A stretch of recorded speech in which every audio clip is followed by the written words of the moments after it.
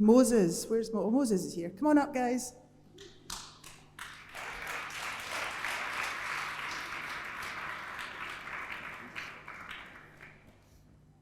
Hi, I'm Moses. I'm 17, and much like what Josiah shared previously, for most of my early teen life, I would say that I spent it without Jesus, spent it without knowing him, spent it completely a slave to the things of the world, and I was literally just trudging by every day that came at me pretty much just without him, thinking I could go for it using my own strength like I had been doing. And I was blessed enough to go to a week-long event with fire starters where I was touched by the Holy Spirit, and he freed me from a lot of things that had held me captive, things that I thought that I'd never see myself break free from. He quite literally saved me from an impossible situation. And since then, it's been an amazing process, just getting to know Jesus for who he really is, and just realizing that I'm not alone, my life isn't my own, and that God is awesome. So yeah.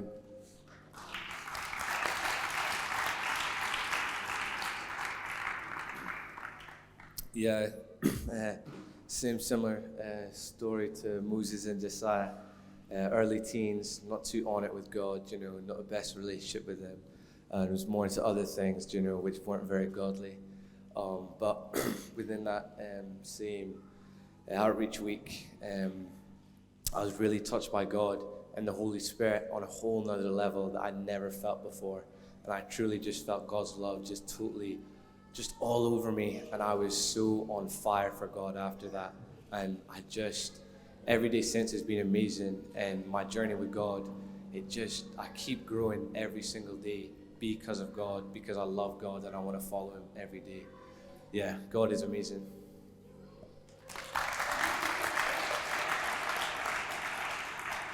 Hi, I'm Lilly, I'm 16, and I felt like last night I was meant to share about how God is a God of second chances, and that you're never too far gone for him to lead you on the right path, and that that he's just so good and so forgiving, and basically also that the more you get to know him, he genuinely does change the desires of your heart. Because I always heard people talking about that, but I didn't really experience it. But a couple of years ago, I was in a very different place and a very different person, and I was a combination of stubborn and determined, which when misdirected can be a bit dangerous. And I was very determined that I had everything figured out and I knew exactly what I wanted to do, and I had this plan. But then I was not happy, I was not joyful in that plan. But then through a long process, I got to know God more. And suddenly, it's kind of happened all at once, but also really gradually, that I just got to know God more, and he totally transformed my heart. And it's like the more I got to know him and the more I sought him, the more my path was redirected and the more my heart genuinely changed, because the things that I had wanted to do, I have no desire to do anymore, because I've just spent time with God, and I know that that's not what he wants for me, and that's not what I want for me either anymore, because the more time I spent with God, the more that I reflected that and could feel that.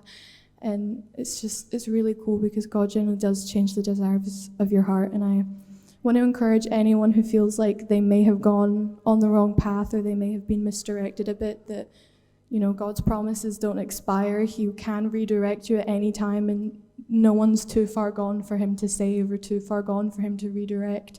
And yeah, he's just so good. So yeah.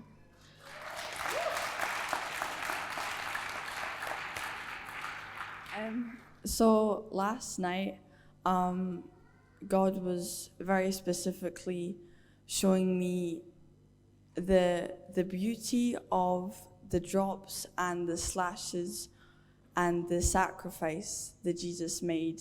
And throughout my life, the bit that I find most exciting about being a part of God's family is that there's always something more to learn, and there's always something more to press into, and it's never like you know this thing, then that's it, that's fine, that's you for life. But there's always something new to experience. There's always something new for God to bring to you. And I've always been a Christian my whole life, but specifically being at fire starters, I've definitely learned how to have intimacy and how to love God as God and love me as me, and how to allow His Spirit to flow through my life. And that's just created it's such a change in my life. And I know that the fear of God is very important, and that specifically for me as well. That like just over this last month or whatever, there's just been so many different things about the Lord that I've just felt so overcome by His glory, and like He'll give me like a picture and I'll draw it, and I'll just sit there in this, like, it's like a movie playing in my head. It's like this picture of me and Him dancing in this lavender field, me with like wings, and He's so beyond us, and there's so much more that we can give to Him, and there's so much more that He can give to us if there's an acceptance and an openness in our hearts. And also last night He was showing me the romanticness of His love for us, and just the deepness of it, and it's beyond us. It's hard to describe. We have to encounter it ourselves to actually be able to be like, yeah, I know what you mean. But it's just really important that you don't let go of His love, and that you don't let go of the Father who made you, who created you, who loves you, who needs you. He needs you to do His work, and He needs you to do the work of the kingdom. And we can't just live our lives doing what we want, because what we want is our flesh. What we want is just to roll with it, not really care about all of the bad stuff in the world, but really we should be the most caring because of how caring and how loving God is in our lives. And I was watching a thingy, and there was some people talking about why don't people in Scotland go out and do ministry so much if they're not even being persecuted? And then that kind of makes me think, we have so much more to give because of our freedom, and because we are free, this freedom we can use for His glory. And obviously, as we get to the end times, things will get worse, but we need to start now. We need to start interceding. We need to start seeking Him because of His love, because of that amazing love that He has given to us. This needs to be something that we're pouring out, and that we're interceding, and that we're digging in deeper for more.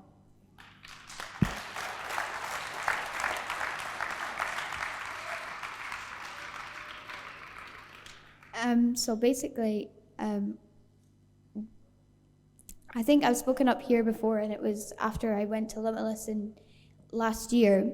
But in Limitless was a festival that I went to, and it was very Holy Spirit led. And you'd walk around the streets in the area, and it would be dark, and you'd just feel the Holy Spirit the whole way through the week when you slept. And it was very strong in the Spirit, and you felt safe the whole time you were there. And I remember coming back from the festival and being like grieving the Holy Spirit, like He wasn't in my city, and I wanted to experience that in my city, but I didn't, because there wasn't that many Christians around. I grew up in Dunfermline my whole life and gone to school there, and I felt like every time I went to school, I'd spend time with God in the morning, and then the Holy Spirit would be robbed from me, and people would discourage me, and I'd not feel the Holy Spirit anymore until I got back from home and I spent more time with God, and I'd charge myself up, and it would be taken away from me. And it'd be like that in Dunfermline town, and I would avoid going to the town because it was so discouraging. Of the vibes there just weren't at all like holy. But as we went to the outreach in Dunfermline town, for the first time the Holy Spirit was so strong, in the town. And earlier, like maybe a couple of months ago, God had promised me when I was in one of the church services. It was when Granny Elma, she was pouring out the fire of the Spirit on people. And God promised me, and he said, I'm going to bring that fire of God to your city. You just need to be patient.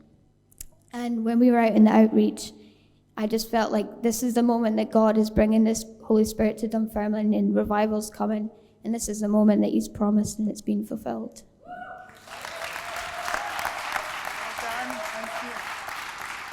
That's great. Thank you, guys. They're amazing.